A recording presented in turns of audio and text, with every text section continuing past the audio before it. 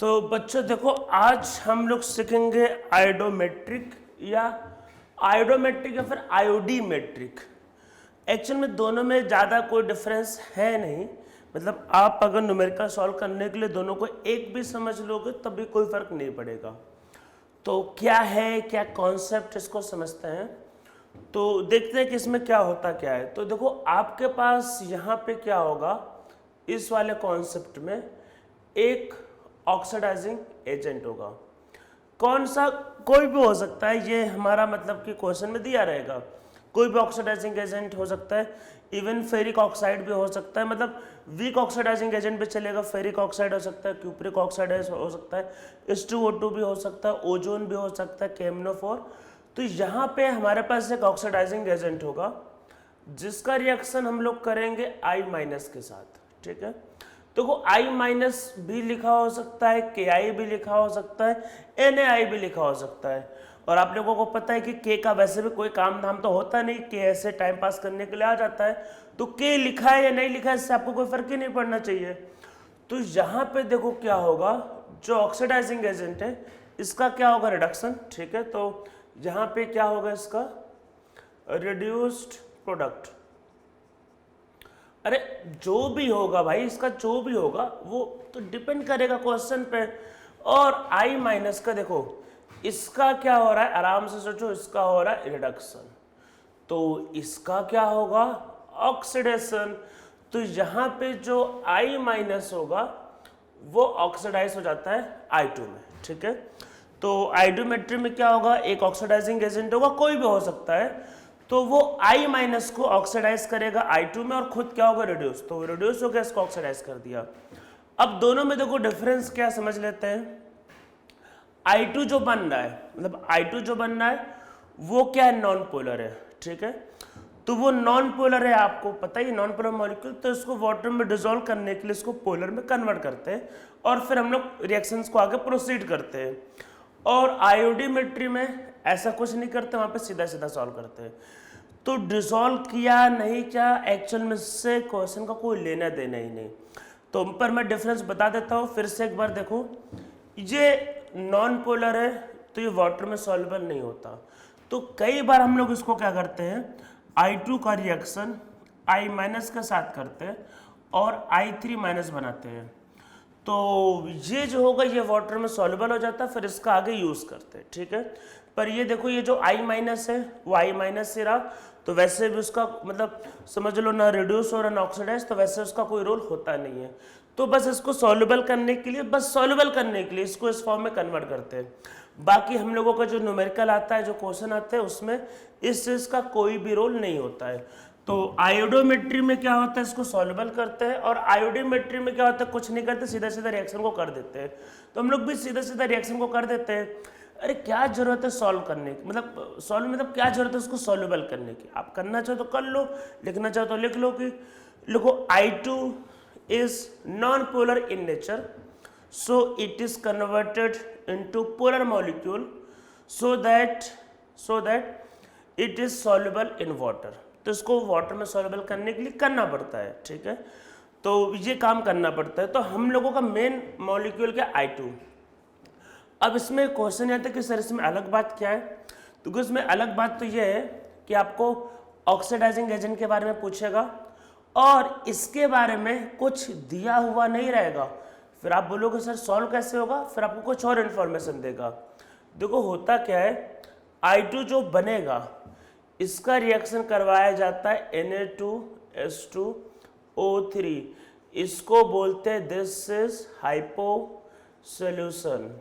और आप लोगों को ये याद होगा, इसमें वही सल्फर है जो पहली बार हाइब्रिडाइजेशन की स्टेट में आया था, H2S2O3, जहाँ पे एक सल्फर +6 में दूसरा -2 में था, ठीक है। ये एवरेज का स्टेट क्या था, +2।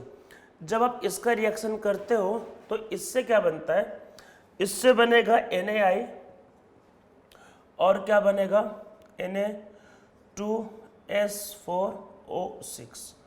तो ये नीचे वाला जो रिएक्शन है ये आप लोगों को याद रखना है।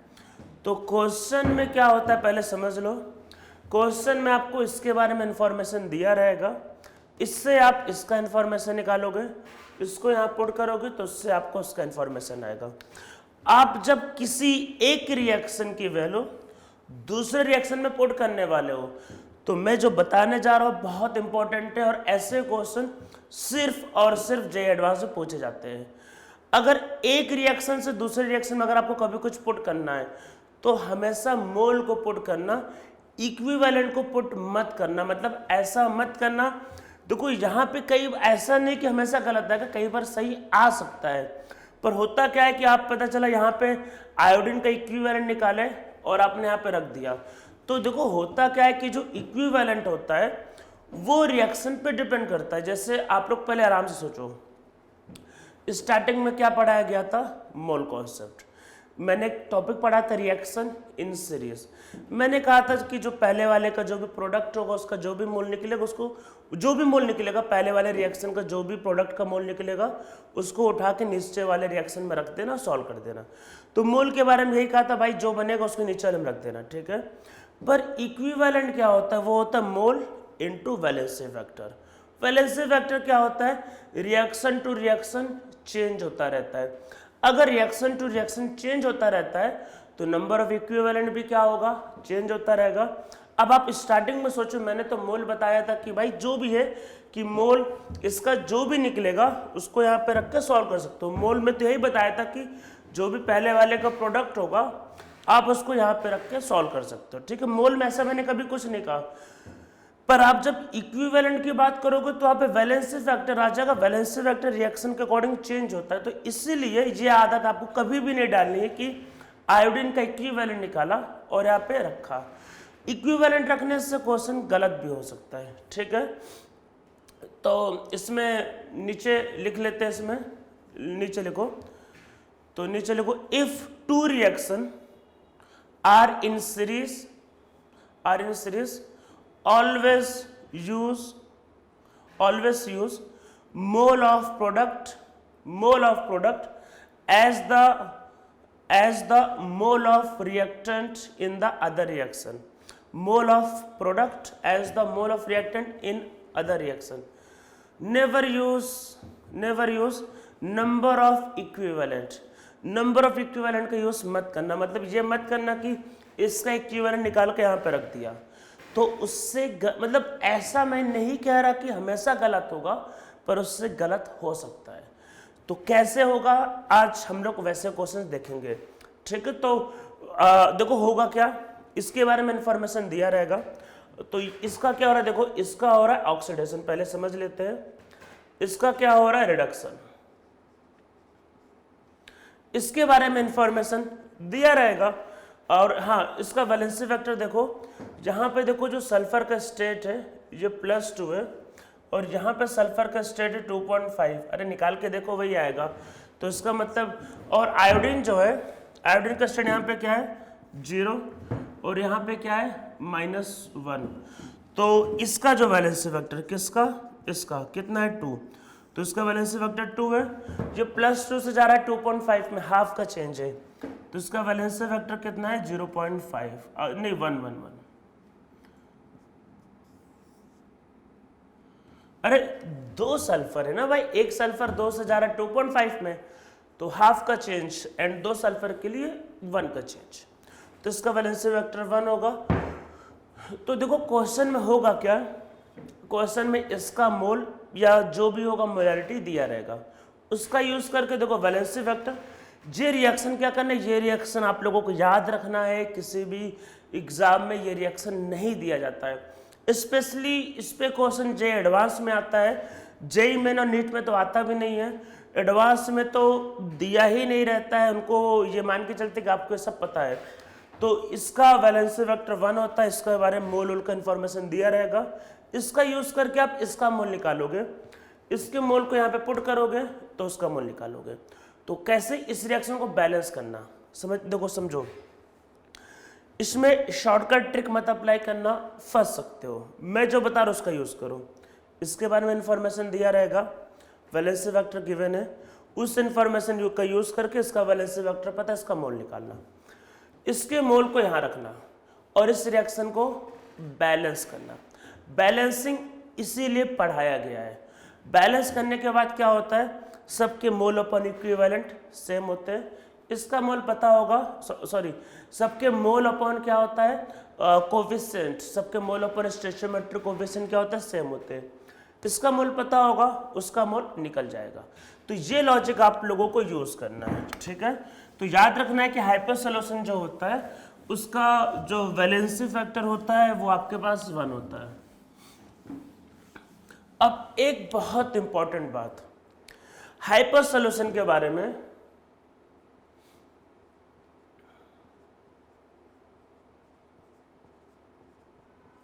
अगर कोई इंफॉर्मेशन नहीं दिया है तो आप इसको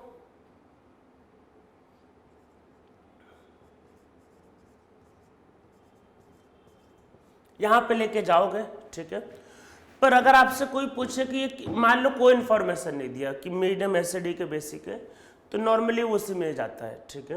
वैसे अगर पूछा जाए अगर मीडियम एसिडिक है तब ये रिएक्शन होता है, मीडियम न्यूट्रल है तब भी ये रिएक्शन होता है, मीडियम अगर स्लाइटली बेसिक है मतलब pH 8 के आसपास ही है तब भी ये रिएक्शन होता है। पर अगर रिएक्शन 8 के ऊपर चला गया तो आप ये ध्यान रखना कि अगर बेसिक मीडियम आपको मेंशन करता है, अगर दे दिया क्वेश्चन में बोला है कि बेसिक मीडियम में करो, मतलब कि वैसे इसको बोलेंगे कि ये एसिडिक है या फिर न्यूट्रल, क्योंकि pH 8 तक ही चलता है, मतलब 8 मतलब वेरी वेरी मतलब वीक बेसिक सोल्यूशन होता है। अगर थोड़ा बहुत भी हो गया 9 या 10 पे चला गया तो रिएक्शन बदल जाता है और फिर ये सल्फेट में जाता है, ठीक है। तो ये सल्फेट मतलब ये बनाएगा Na2SO4। तो यहां पे इसका वैलेंसी वेक्टर क्या होता है, देखो ये +2 से है +2.5, मतलब कि हाफ का चेंज, 2 सल्फर, इसका वैलेंसी वेक्टर 1 लेना है। अगर कुछ नहीं दिया है इसका यूज करोगे, 90% क्वेश्चन में यही होगा। पर एडवांस वालों का कोई भरोसा नहीं है, ये भी दे सकता है। तो यहाँ पे सल्फर +2 से जा रहा है +6 में, 4 का चेंज, और कितने सल्फर है 2, तो इसका वैलेंसी फैक्टर आपके पास होगा 8, ठीक है। तो ये इसका वैलेंसी फैक्टर होगा, ठीक है, समझ में आ रहा होगा। अब चलो हम लोग इस पर बेस न्यूमेरिकल करते हैं। तो नॉर्मली इसमें क्या होता है, आपको आयोडीन के बारे में इंफॉर्मेशन नहीं दिया रहता है और आपको हाइपर सॉल्यूशन का इंफॉर्मेशन दिया होगा, उसका यूज़ करके हम लोग न्यूमेरिकल को सॉल्व करेंगे। तो आज एक तरीके से हम लोगों का लास्ट क्लास है रिडॉक्स रिएक्शन का। तो हम लोग अभी ढेर सारे क्वेश्चंस करेंगे और हर बातों को समझने के लिए, मतलब सबको समझने के लिए। तो देखो स्टार्ट करते हैं। तो लिखते हैं इसमें N aqueous solution containing 0.107 gram KiO3 और ब्रैकेट में इसका मॉलिक्यूलर वेट भी गिवन है 214। मैं जितने भी क्वेश्चन दे रहा हूँ सब यही क्या है वो क्वेश्चन है। An aqueous solution containing 0.107 gram KiO3 and excess of Ki। JEE का मतलब सिर्फ जेई एडवांस होता है, जेई मेन तो बच्चों वाला एग्जाम है। And excess of Ki was acidified with HCl. The liberated iodine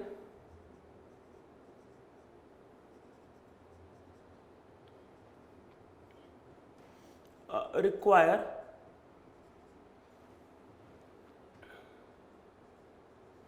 50 ml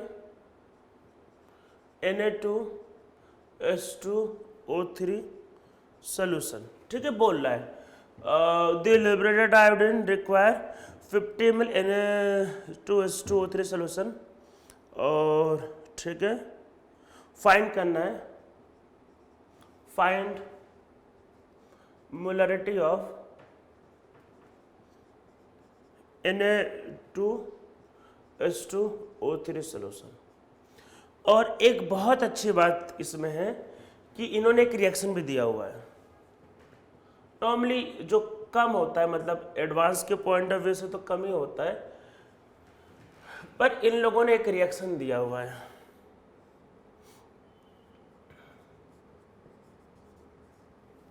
ठीक है, रिएक्शन गिवन है। अब देखो समझते हैं क्या बोल क्या रहा है इसमें। पहले क्वेश्चन को समझते हैं। एन एक्वस सोल्यूशन क्या कह रहा है? An aqueous solution of 0.107 gram KiO3। ठीक है, इसके बारे में भाई गिवन है, ये जो भी मॉलिक्यूलर वेट है। ठीक है, and excess of Ki was acidified with HCl। HCl बस मतलब मीडियम प्रोवाइड करने के लिए। लिबरेटेड आयोडीन, तो इससे जो आयोडीन रिलीज हो रहा है, ठीक है, उसको चाहिए 50 ml ये सोल्यूशन। तो बताना है इसका मोलारिटी क्या होगा। ठीक है, तो देखो वो करने के पहले सबसे पहले हम लोग KiO3 का मोल निकालेंगे। KiO3 का मोल, तो इसका मोल देखो, इसका मास है 107 और 214, और इसको 107 अपॉन 214 इंटू 10⁻³ कर सकते हैं।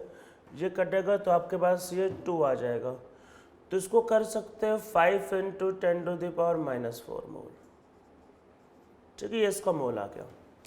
अब देखो उसको आगे करने के पहले इस रिएक्शन को बैलेंस करना जरूरी है। ठीक है, इसमें कितने का चेंज हो रहा है, मतलब बैलेंस इसमें मेरे हिसाब से चेंज हो रहा है +5 से 0, 5 का चेंज हो रहा है, -1 से 0, -1 से 0 जा रहा है, 1 का चेंज है वो।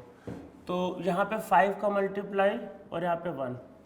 अरे चेंज है ना, देखो क्या बताया था, पहला वाला रिएक्शन को बैलेंस करके करना, अदरवाइज गड़बड़ हो सकता है। ठीक है, आराम से बैलेंस करो, कोई जल्दी नहीं है। +5 से 0, 5 का चेंज, -1 से 0, 1 का चेंज, 1 इधर 5 इधर। ठीक है, तो आयोडीन कितना हो गया 3। अरे दोनों से मिलकर आयोडीन बना 3। बैलेंस करते हैं इसमें बाकी सब चीज़ें। ऑक्सीजन कितना है 3, तो इसको कर दो 3 और इसको कर दो 6। देखो सब कुछ बैलेंस है, चार्ज। अब समझो ये हमारा रिएक्शन हो गया, तो इसका देखो मोल निकाल लिया हमने, इसका मोल निकाल लिया है कितना, 5 इंटू 10⁻⁻4 मोल। ठीक है, निकाल लिया है। मोल कॉन्सेप्ट तो पता ही है। देखो अगर एक चीज मेरे से समझ लो, अगर कोई पूछे मोल और लॉ ऑफ इक्विवेलेंट में ज़्यादा बेटर मेथड कौन है, मोल कॉन्सेप्ट, इसमें कोई मतलब डाउट ही नहीं है। पर मोल कॉन्सेप्ट में आपको रिएक्शन का आइडिया होना जरूरी है। मोल कॉन्सेप्ट तभी अप्लाई होगा जब रिएक्शन बैलेंस होगा। लॉ ऑफ इक्विवेलेंट में सिर्फ यही फायदा है, रिएक्शन का आइडिया नहीं भी होगा तब भी चल जाएगा, रिएक्शन बैलेंस नहीं तब भी चल जाएगा। तो अब ऐसे क्वेश्चन में जब रिएक्शन दिया हुआ है तो रिएक्शन को बैलेंस करके सॉल्व करना ज़्यादा बेटर होगा। ठीक है, ऐसे स्पेशली ये सब जो क्वेश्चन होते हैं, डिस्प्रपोर्शनेशन, कम प्रोपोर्शनेशन, या आपको कहा था कोई भी डिफिकल्ट रिएक्शन, अरे भाई आराम से बैलेंस करके सॉल्व करो, क्या दिक्कत है, बैलेंस करके सॉल्व करो, कोई जल्दीबाजी नहीं। जल्दीबाजी करोगे तो काम बिगड़ जाएगा। ठीक है, जल्दी का काम किसका होता है, शैतान का। आराम से करो, हो जाएगा सब सही, रिलैक्स होके करो, सब होगा। इसका मोल आ गया, ये 1 है, यहाँ पे 3 है, तो इसका मोल ट्रिपल टाइम, तो इसका मोल देखो क्या होगा, अरे 1 और 3, तो इसका मोल क्या होगा 3 टाइम, तो 3 इंटू 5 इंटू 10⁻⁻4 मोल। ठीक है, जिसका मतलब है 1.5 इंटू 10⁻³ मोल। ठीक है, ये आ गया आपके पास। अब नीचे वाले पे आते, देखो आयोडीन तो मिल गया, अब नीचे वाले पे आते, देखो I2 से क्या बनेगा, Na2H2O3। वैसे मीडियम बोला है, HCl लिया, एसिडिफाइड किया है, नहीं भी दिया है तो आपको जो पहला रिएक्शन बताया तो वही याद रखना है। तो क्या होता है रिएक्शन,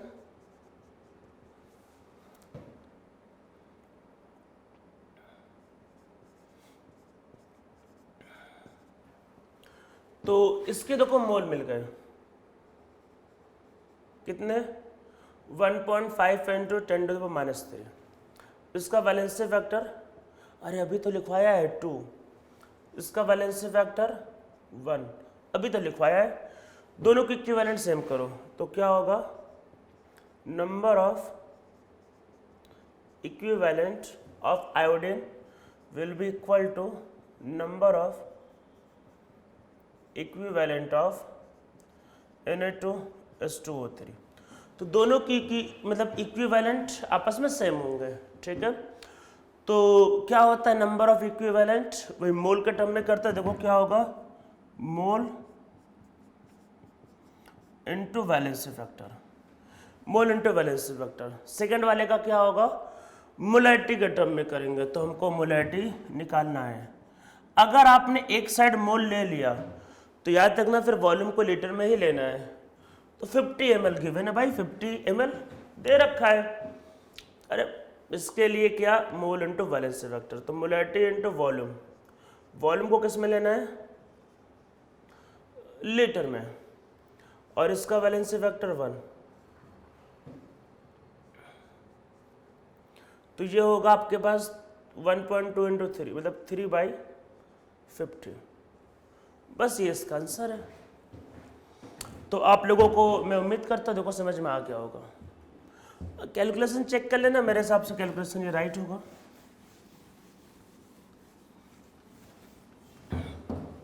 एक बार मैं आंसर चेक कर लेता हूँ अगर मेरे पास है तो, और उसके बाद हम लोग आगे बढ़ते हैं। नहीं, आंसर तो एक्चुअल में नहीं है। एक नेक्स्ट क्वेश्चन करते हैं।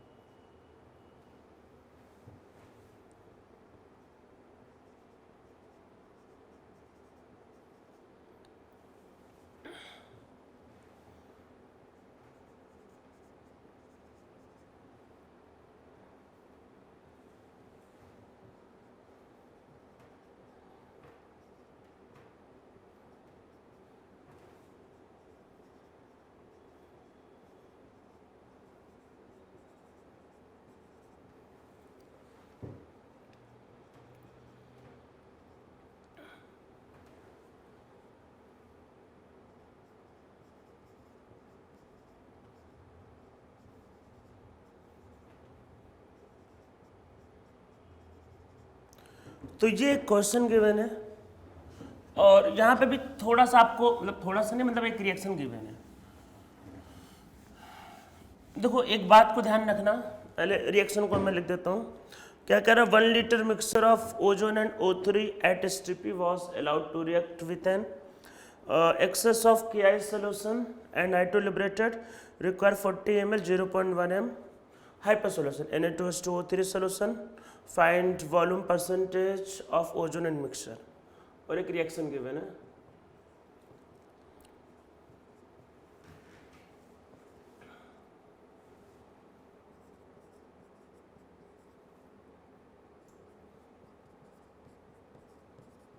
ये रिएक्शन दिया हुआ है, ठीक है।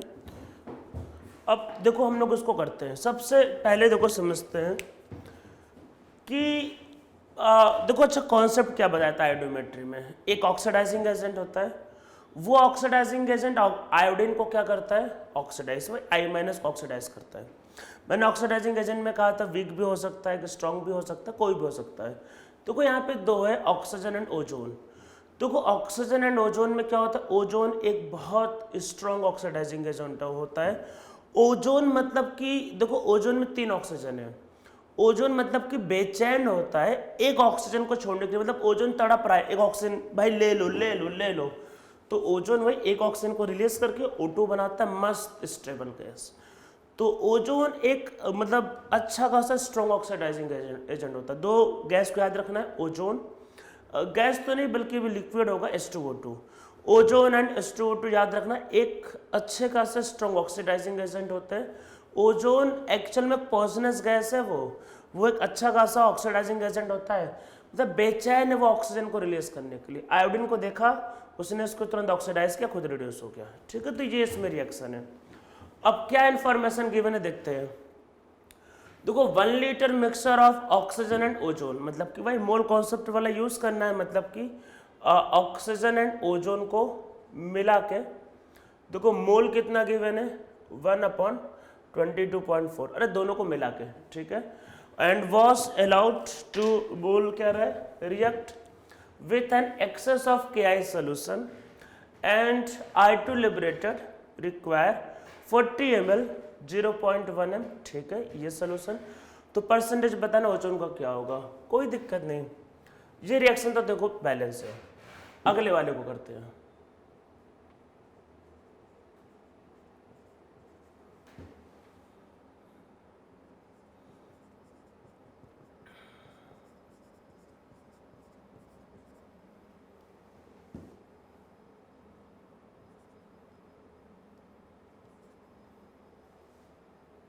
वैसे इसको ऐसे बैलेंस कर दे, जरूरत नहीं है, मेनली तो मतलब होता है बैलेंस फैक्टर से। इसका बैलेंस फैक्टर क्या है 2 और इसका बैलेंस फैक्टर क्या है 1, ठीक है। इसका देखो मोल निकालते हैं और इसका बैलेंस फैक्टर 2, यही करते हैं। दोनों की इक्विवेलेंट आपस में सेम होंगे। ये कितना गिवन है इसका मोलैरिटी, अरे दोनों के हमको क्या चाहिए इक्विवेलेंट। इक्विवेलेंट क्या होता है मोल इंटू वैलेंस फैक्टर, मोल, और दूसरा क्या होता है molarity into volume into valence factor. तो देखो इसका मोलैरिटी कितना होगा 0.1 m, मोलैरिटी इंटू वॉल्यूम, इसका वॉल्यूम 40 ml, लीटर में कन्वर्ट करोगे 10⁻³ इंटू वैलेंस फैक्टर 1। तो देखो क्या होगा mole into valency factor, molarity into volume into valency factor. तो क्या आया इसका मोल क्या आया, तो ये आपके पास हो गया बल्कि 2 इंटू 10⁻³, ठीक है। मोलैरिटी इंटू वॉल्यूम, तो ये 4 और 2 से डिवाइड, तो ये हो गया मोल आ गया, ठीक है। बस कुछ नहीं करना है, तो जितना इसका मोल होगा, देखो मोल को मैंने कहा था ना इसका उतना इसका मोल होगा, कोएफिशिएंट सेम है, तो क्या होगा इसका मतलब कि 100 मोल ऑफ ओजोन कितना हुआ 2 इंटू 10⁻³ ओजोन का मोल आ गया। तो अब करना क्या है, ओजोन का परसेंटेज निकालना है। तो देखो भाई आ गया परसेंटेज ऑफ ओजोन, कुछ बोला नहीं तो मोल परसेंटेज निकाल दो। तो ओजोन के मोल कितने आ रहे 2 इंटू 10⁻³ और टोटल मोल ये दिया हुआ, ये टोटल मोल है, एंड N2 क्या होगा 100। तो ये आया 2 इंटू 22.4 इंटू 10⁻⁻1, बल्कि आएगा 4.48%। तो ये हमारा आंसर आएगा, ठीक है। आप लोगों को समझ में आ रहा होगा। तो इसको और चलो समझने के लिए 1-2 न्यूमेरिकल आज और करेंगे। एकदम सही आंसर है, मेरे पास आंसर था उसका, चेक कर लिया। तो देखो आइडोमेट्री तो हम लोगों ने समझ लिया। अब हम लोग कुछ 1-2 रैंडम क्वेश्चन करेंगे और हम लोगों का जो चैप्टर है ये खत्म हो जाएगा। तो हम लोग अपने कॉन्सेप्ट को अब बूस्टअप करने के लिए कुछ क्वेश्चंस करने जा रहे हैं। तो एक नेक्स्ट क्वेश्चन करते हैं। तो क्या कह रहा है 0.56 gram iron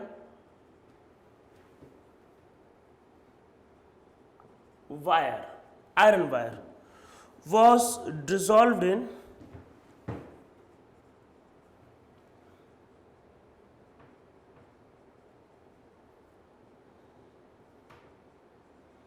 excess dilute H2SO4 and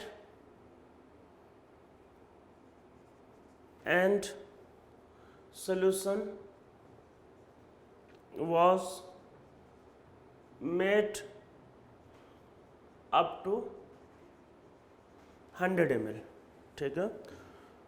dissolve in access dilute H2SO4, वही मतलब ये बताना चाह रहा है कि H2SO4 मतलब कि एसिडिक सोल्यूशन, ये कहने का मतलब है। And solution was made up to 100 ml, ठीक है। फिर आगे क्या कह रहा है, 20 ml ऑफ दिस सोल्यूशन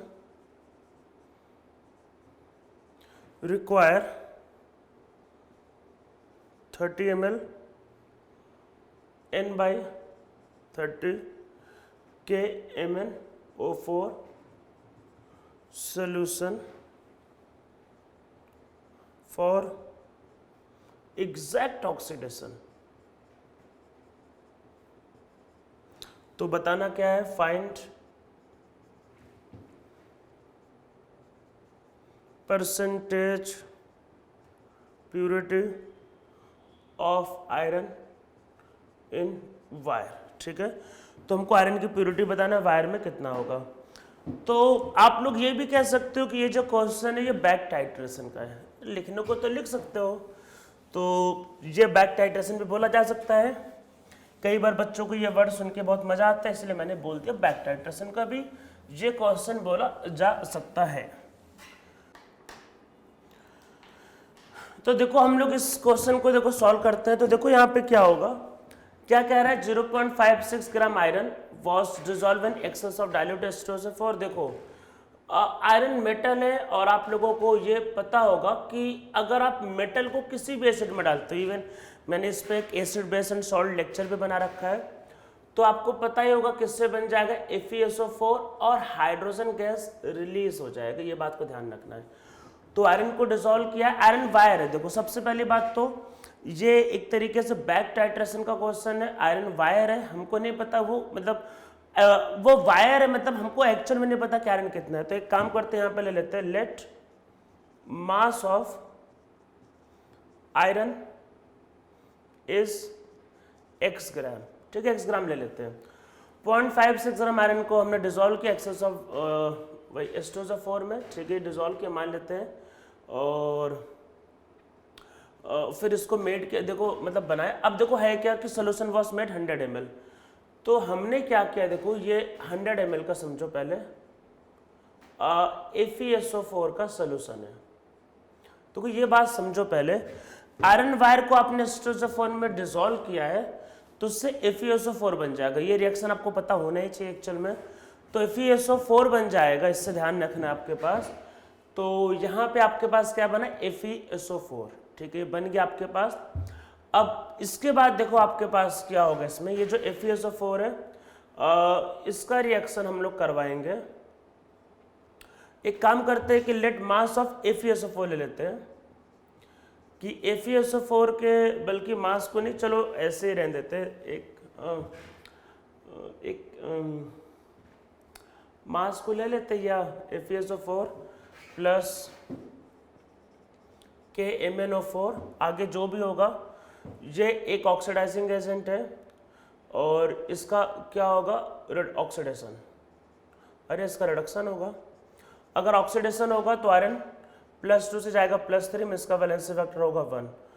तो सीधा सीधा निकालते हैं, तो मोल इंटू FeSO4 का वैलेंसी फैक्टर 1, KMnO4 का देखो नॉर्मेलिटी गिवन 1/30 और वॉल्यूम 30 ml, तो नॉर्मेलिटी इंटू वॉल्यूम, तो ये कट जाएगा। तो इसका देखो जो मोल आया वो आपके पास कितना आ रहा है, 10⁻³ मोल। अब इसको समझो, ये 100 ml सोल्यूशन था, इसमें से हमने 20 ml सोल्यूशन बाहर निकाला था। देखो आराम से पहले समझ लो, ये 100 ml में था और इससे 20 ml बाहर निकाला, ठीक है, और उस 20 ml का रिएक्शन करवाया है। तो हमने ये जो रिएक्शन जो करवाया है वो 20 ml का करवाया है, ठीक है। मोल इंटू वैलेंसी फैक्टर इसके लिए किया और इसके लिए क्या किया, नॉर्मेलिटी इंटू वॉल्यूम, ठीक है, और इसका मोल आ गया। अब देखो अगर ये इसमें मान लो इसमें 10 मोल है, तो वॉल्यूम आधा हुआ तो मोल भी उसी, मतलब वॉल्यूम आधा नहीं, मतलब वॉल्यूम 5 टाइम कम हुआ तो मोल भी उससे के अकॉर्डिंग कम होगा। तो अगर ये 10 मोल होता तो वहाँ पे 2 मोल आते। तो देखो यहाँ पे जो मोल आ रहा है वो कितना आ रहा है, 10⁻³ इसका मतलब कि यहाँ पे जो मोल होना चाहिए वो आपके पास होना चाहिए 5 × 10⁻³। अरे ये जितना है उसका वो 5 टाइम कम है, तो वो जितना होगा उसका ये 5 टाइम ज़्यादा होगा। तो FeSO4 का जो मोल होना चाहिए क्वेश्चन में वो 5 × 10⁻³ होना चाहिए। इसका एक बार मोल आ गया तो देखो जितना FeSO4 का मोल होगा उतना Fe का मोल होगा। इसका मतलब कि मोल ऑफ Fe कितना होगा, 5 × 10⁻³। तो फिर मास ऑफ Fe क्या होगा,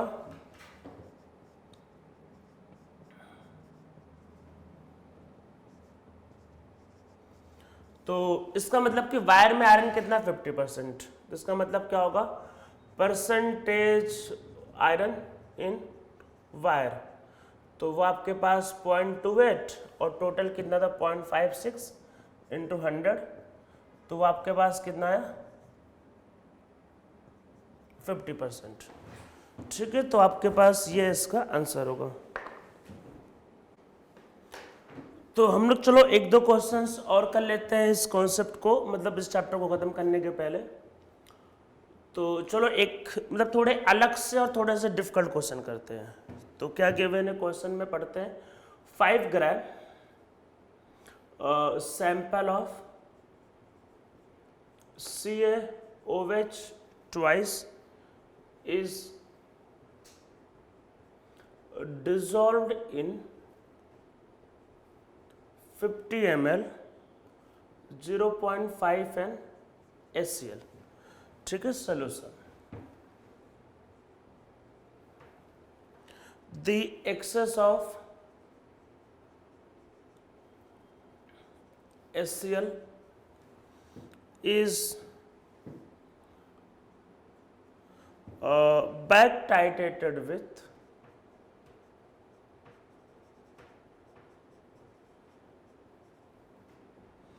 0.3 n NaOH। ठीक है, तो बताना क्या है, calculate percentage purity of CaOH twice sample. बहुत ही अच्छा क्वेश्चन है। देखो क्या रहा है इसको पहले समझते हैं। 5 ग्राम सैंपल गिवन है CaOH twice का, is dissolve in 50 ml 0.5 n HCl solution. HCl excess में है, ये बता रहा है कि HCl बच गया, एक्सेस में है। जो एक्सेस में है इस बोला is titrated with 0.3 n NaOH solution. NaOH solution का एक्चुअल में वॉल्यूम नहीं गिवन है, एक मिनट।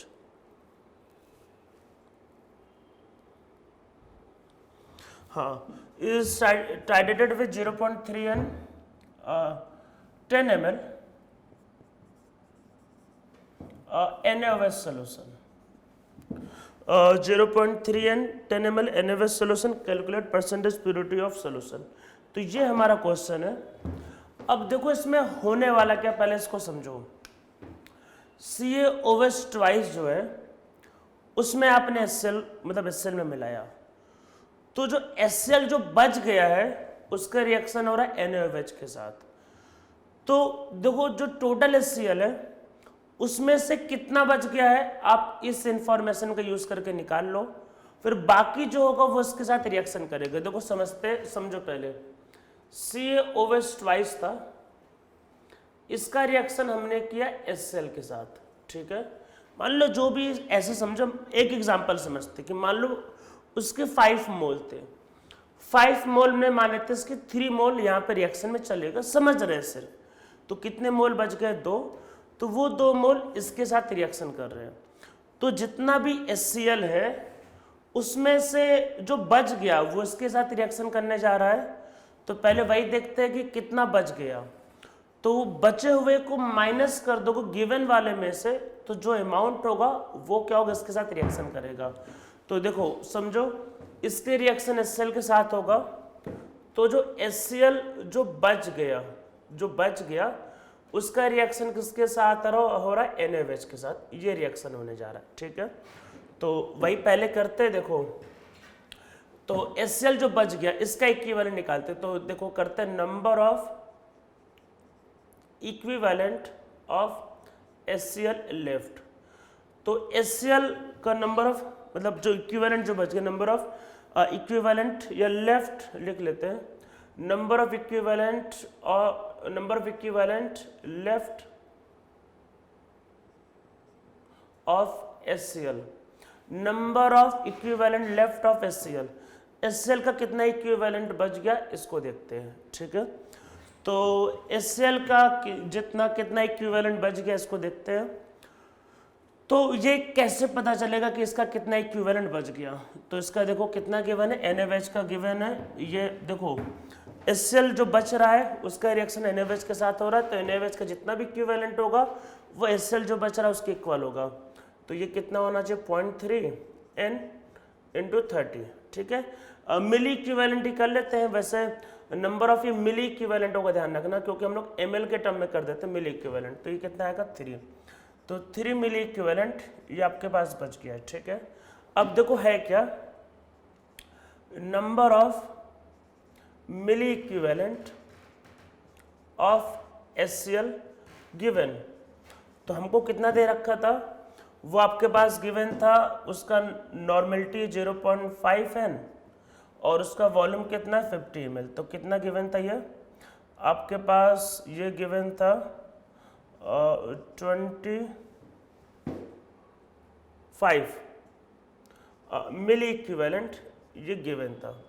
देखो समझो पहले क्वेश्चन को, HCl का ये नॉर्मेलिटी और ये वॉल्यूम गिवन था, मतलब HCl कितना मिली इक्विवेलेंट दिया हुआ था।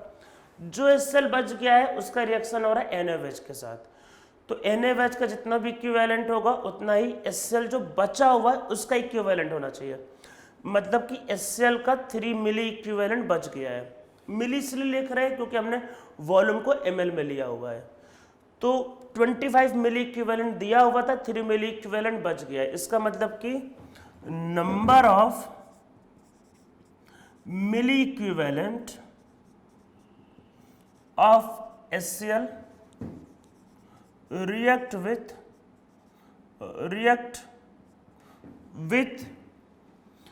CaOH twice।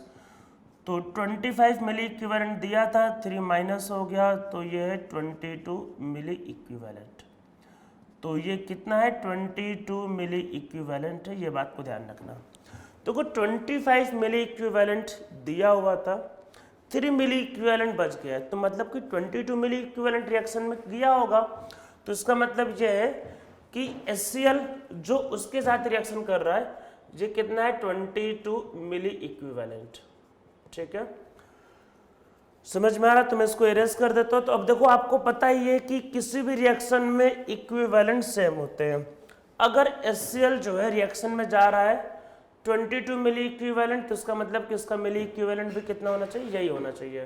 तो इसका मतलब ये हुआ, so number of milli equivalent of CaOH twice वो कितना होगा, 22 milliequivalent. So number of milli equivalent, of CaOH twice, तो जो रिएक्शन में जा रहा है वो कितना है, 22 मिली इक्विवेलेंट। ठीक है, तो हम लोगों को इसका मास सही, तो देखो क्या होता है, पहले सबसे पहले CaOH ट्वाइस बेस है, एसिड बेस रिएक्शन, कितने OH माइनस से 2, तो वैलेंसी वेक्टर 2 लेना पड़ेगा। कोई इन्फॉर्मेशन है तो आप मान के चलोगे पूरा रिएक्शन है, तो देखो क्या होगा, मोल इंटू वैलेंसी वेक्टर, इसका कितना होगा 2। ठीक है, मोल इंटू वैलेंसी वेक्टर, ये मिली इक्विवेलेंट है, तो ये क्या होगा 22 इंटू 10⁻⁻3, ये होगा इक्विवेलेंट। देखो मैंने क्या किया है, इसका जो भी इक्विवेलेंट था उसका यूज किया, तो क्या होगा मोल इंटू वैलेंसी वेक्टर, और वो मिली इक्विवेलेंट है तो उसको -3 कर दिया। तो इसका देखो मोल कितना आ रहा है, 11 इंटू 10⁻⁻3, हम लोगों को चाहिए इसका मास, तो वो होगा 11 इंटू 10⁻³ CaOH ट्वाइस। तो देखो कैल्शियम का मास होता है 40 एंड OH का मास होगा 17। 40 प्लस 17 इंटू 2, तो ये 74, तो 74 इंटू 11, तो ये आपके पास आ रहा है 0.814 ग्राम। तो बस परसेंटेज आ गया आपके पास।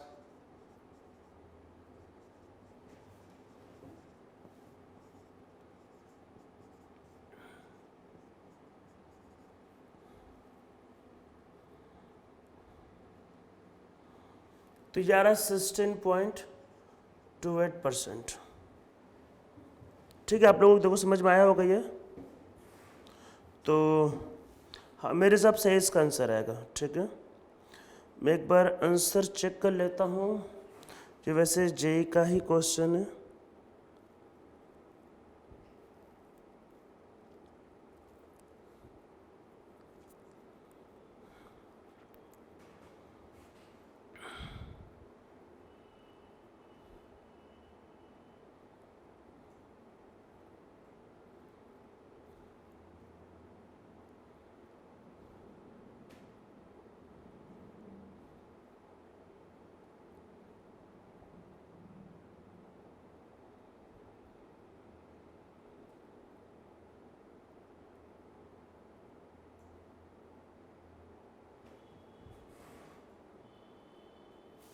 एकदम सही, 6 एकदम राइट आंसर है। ठीक है, तो चलो हम लोग इसमें एक दो क्वेश्चन और सॉल्व कर लेते हैं और हम लोगों का चैप्टर फिर जो खत्म हो जाएगा।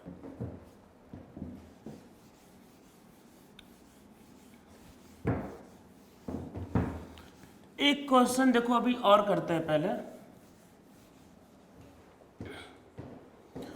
एक मतलब क्वेश्चन, मुझे एक कॉन्सेप्ट समझाना है, तो उसके लिए एक क्वेश्चन करते हैं। देखो क्या लिखो, 100 ml H2O2 solution reacts with KMnO4 solution in acidic medium। ठीक है, 100 ml H2O2 solution react with KMnO4 solution in acidic medium and liberates 3.294 liter oxygen gas O2 at STP। ठीक है, कैलकुलेट करना है, calculate normality and volume strength of H2O2 solution and volume strength of H2O2 solution। और आगे क्या बताना है, what is amount of KMnO4 in gram reacts with above H2O2 solution। ठीक है, तो KMnO4 का मास भी बताना है। ठीक है, कितना होगा। तो इसमें देखो कुछ बातों को समझने की जरूरत है। एक्चुअली ये क्वेश्चन मुझे एक ही कॉन्सेप्ट के लिए मेरे लिए बताना था। देखो ये 100 ml के अकॉर्डिंग ये वॉल्यूम गिवन है। ठीक है, और आपसे पूछ रहा है वॉल्यूम स्ट्रेंथ। जब कोई चीज ना बोला जाए तो आप हमेशा किसके लिए डिफाइन करोगे, 1 लीटर। अरे मोलैरिटी याद करो, मोलैरिटी, मोलैरिटी किसके लिए डिफाइंड था, 1 लीटर के लिए। ठीक है, नॉर्मेलिटी किसके लिए डिफाइंड था, 1 लीटर। तो देखो जब ये 100 ml H2O2 सोल्यूशन है तो इससे 3.294 लीटर ऑक्सीजन गैस रिलीज होता है। तो जब ऐसे कोई पूछे कि बताओ वॉल्यूम स्ट्रेंथ क्या है, तो आप चीज़ों को 1 लीटर के लिए ही आप डिफाइन करोगे। तो अगर 1 लीटर आपके पास मान लो अगर H2O2 सोल्यूशन होगा, तो ऑक्सीजन गैस कितना रिलीज होगा, 32.94 लीटर O2 गैस रिलीज होगा। तो यही इसका वॉल्यूम स्ट्रेंथ हो गया। इसका अगर आपको नॉर्मेलिटी चाहिए तो फिर 32.94 अपॉन 5.6 ये इसका नॉर्मेलिटी होगा।